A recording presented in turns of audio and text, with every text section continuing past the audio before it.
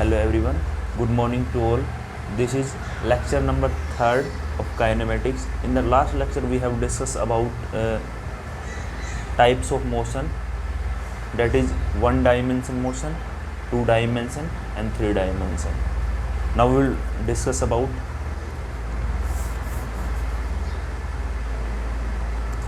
scalar quantity.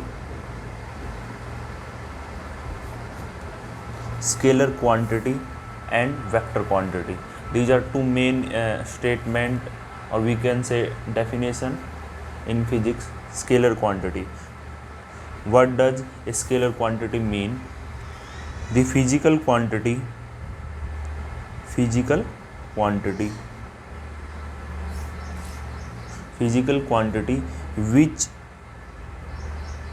which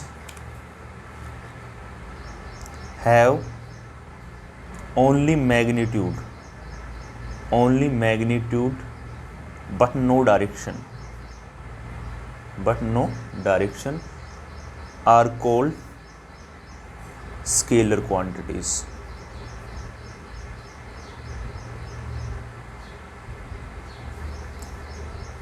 First of all, you know about this.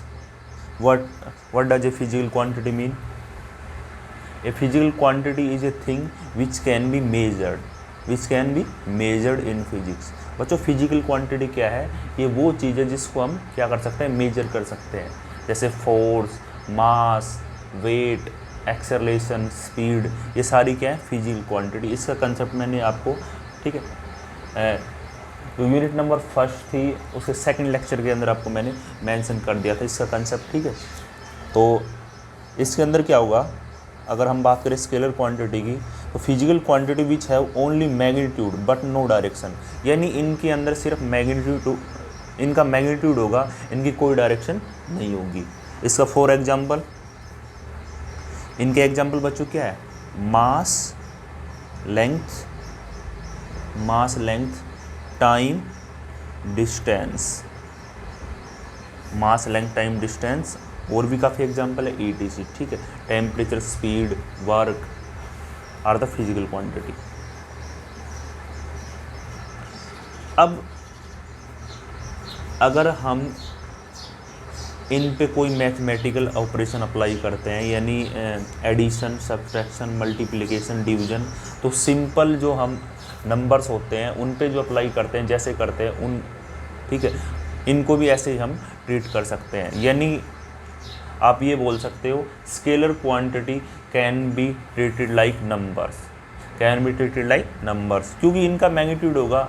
ठीक है, इनके पास कोई डायरेक्शन तो अवेलेबल है नहीं, तो इनको हम नंबर की तरह बच्चों ट्रीट कर सकते हैं.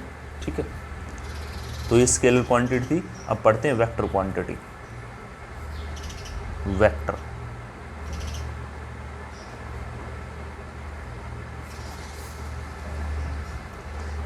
तो इसके अंदर क्या होगा, the physical quantity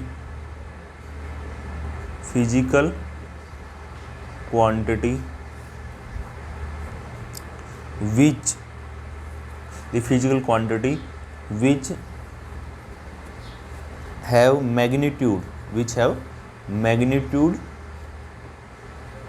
as well as direction. इनके पास मैग्नीट्यूड भी होगा और क्या होगी, डायरेक्शन भी. यानी, ठीक है, यानी हम ये बोल सकते these quantity have both magnitude plus direction. यानी यहाँ पे मैग्नीट्यूड भी होगा बच्चों इसके पास, मैग्नीट्यूड और प्लस डायरेक्शन भी. तो अगर आपसे पूछा जाता है ठीक है, what is the difference between scalar quantity and vector quantity, तो स्केलर क्वांटिटी के पास क्या है, मैग्नीट्यूड है ओनली, और वेक्टर क्वांटिटी के पास क्या है, मैग्नीट्यूड प्लस डायरेक्शन. ठीक है, इनके एग्जांपल हम देखते हैं. फॉर एग्जांपल, इसका फर्स्ट एग्जांपल है डिस्प्लेसमेंट, फोर्स,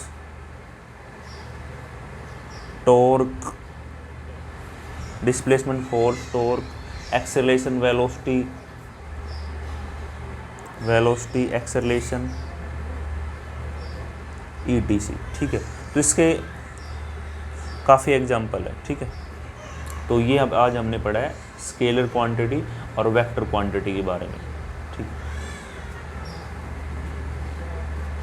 अब कोई भी वेक्टर क्वांटिटी को हम कैसे लिखते हैं फिजिक्स में, वो हम ठीक है इसी यूनिट में पढ़ेंगे आगे चल के थोड़ा सा। अगर फिलहाल आपको अगर ध्यान रखना है तो एक वेक्टर को कैसे लिखा जाता है, ठीक है। It can be represented either by a single letter in bold face और by a single letter with an arrow head on it, ठीक है।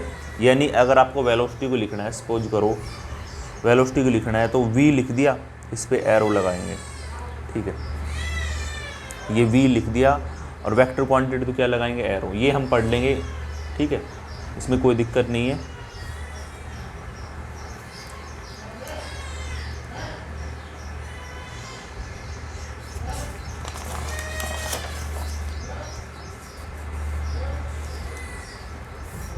अब बच्चों अब आ चुका हमारा main concept of path length और डिस्टेंस एंड डिस्प्लेसमेंट, ठीक है।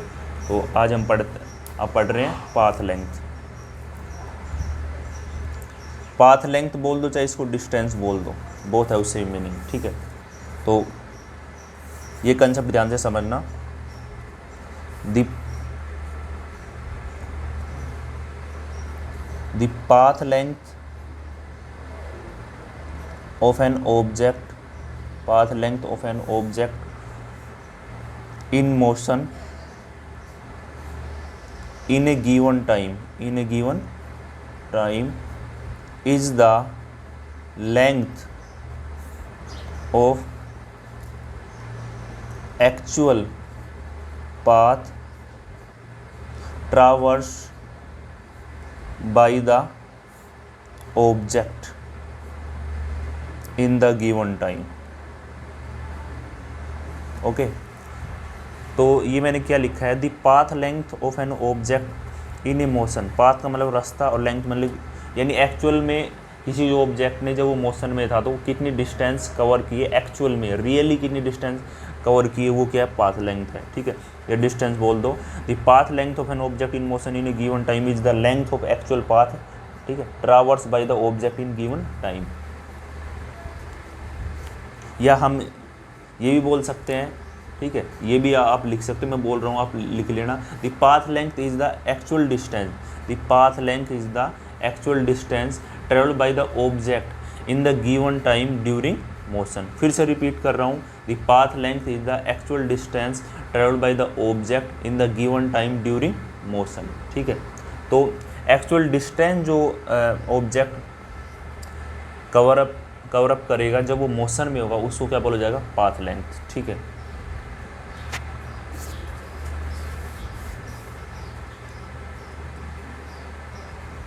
कैसी क्वांटिटी है,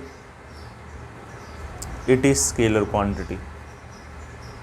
स्केलर क्वांटिटी कैसी क्वांटिटी है, स्केलर। हम इसको डिस्टेंस भी बोल सकते हैं, ठीक है। पाथ लेंथ को बच्चों हम ये बोल सकते हैं डिस्टेंस ट्रेवल्ड। क्या बोल सकते हैं, डिस्टेंस ट्रेवल्ड, ठीक है। यानी इसको हम ये बोल सकते हैं distance. It is scalar quantity, यानी इसका ओनली मैग्नीट्यूड होगा, इसकी कोई डायरेक्शन नहीं होगी, ठीक है। इट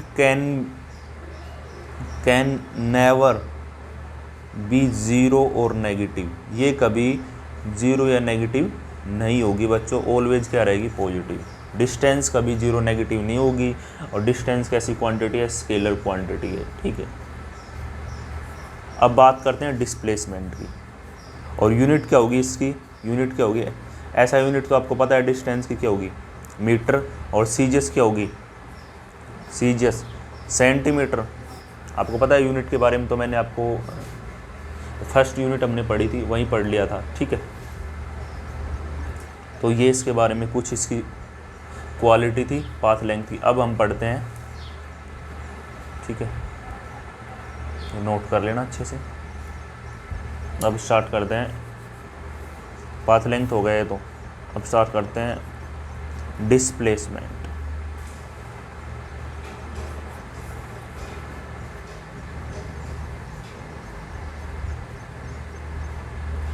अब देखो ये क्या है, it is the shortest it is the shortest distance between distance it is the shortest distance between two position of the object and its direction is from initial to final position of the object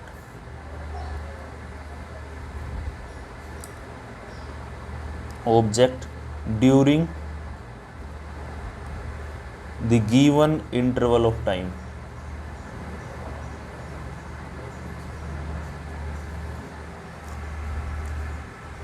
ठीक है, तो ये क्या है बच्चों, shortest distance है।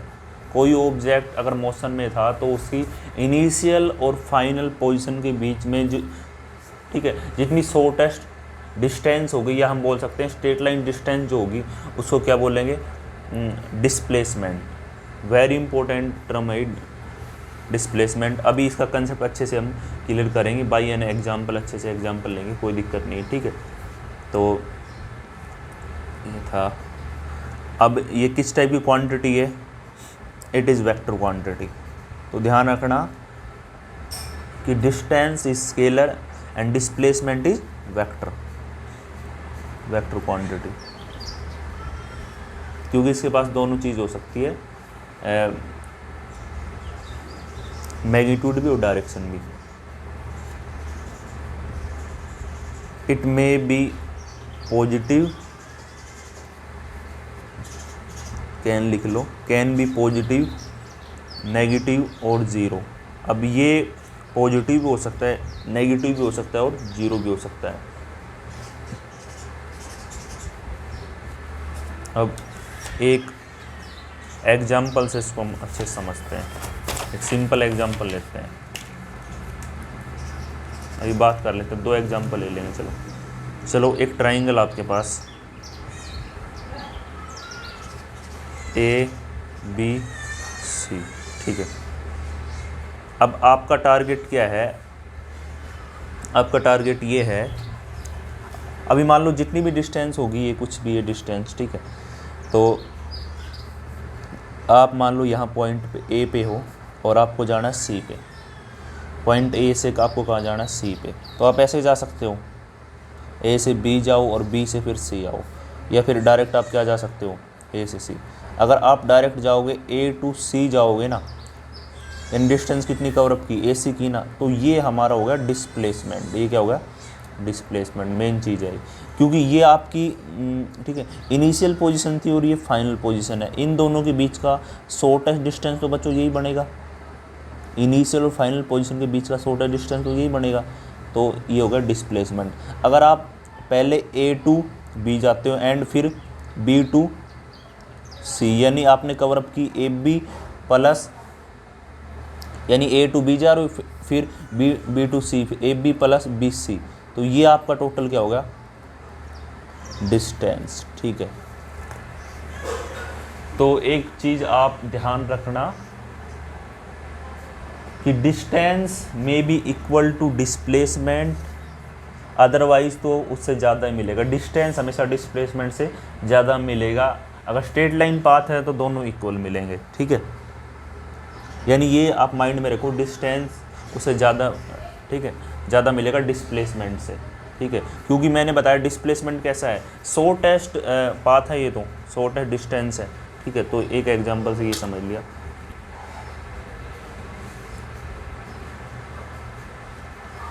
और भी एक एग्जांपल हम ऐसे ले सकते हैं,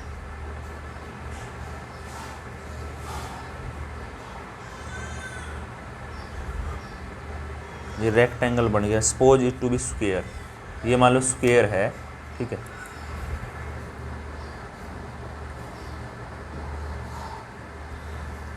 ए बी सी डी, ठीक है। ये मान लो तीन, ये इसकी 3 मीटर है, ये 4 मीटर है, ये 4 मीटर है, ये 3 मीटर है। ये रेक्टेंगल है बच्चों, क्या है, रेक्टेंगल, ठीक है, ये क्या है, रेक्टेंगल है। अब मान लो आपको जाना है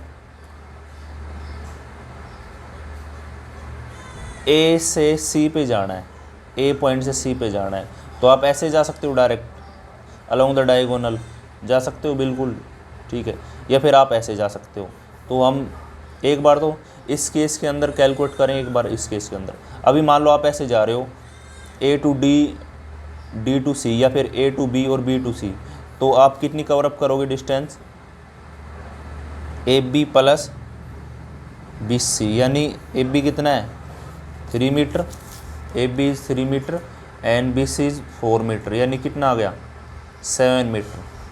कितना आ गया 7 मीटर आपने डिस्टेंस कवर अप की है। अब ये कैलकुलेट करेंगे ए सी, क्योंकि ये तो क्या है शॉर्टकट पाथ है ना, shortest distance between point A and C. तो ये यहाँ पे ये बन रही है राइट एंगल ट्राइंगल, ये एंगल 90 का, तो इसमें पाइथागोरस थ्योरम का यूज़ करेंगे। तो ए सी कैलकुलेट करें, ए सी स्क्वायर क्या होगा, A D square plus C D square या D C square what ever.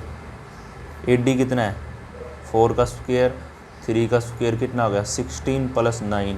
अब हमें तो ए सी चाहिए, तो यहाँ रूट लेंगे तो कितना 25, यानी ए सी कितना आ गया 5। तो ए सी कितना आ गया 5। तो आपने देखा यहाँ पे डिस्टेंस जो हमने कैलकुलेट की थी एक्चुअल पाथ वो कितना है 7 मीटर, और डिस्प्लेसमेंट कितना 5 मीटर। तो यहाँ आपने एक चीज़ ऑब्जर्व की है कि ये कम आता है डिस्प्लेसमेंट और डिस्टेंस ज़्यादा आता है, ठीक है। तभी हमने स्टेटमेंट में क्या लिखा था, it is shortest distance between 2 points, between 2 position, initial and final position, ठीक है। तो ये इसके बारे में था।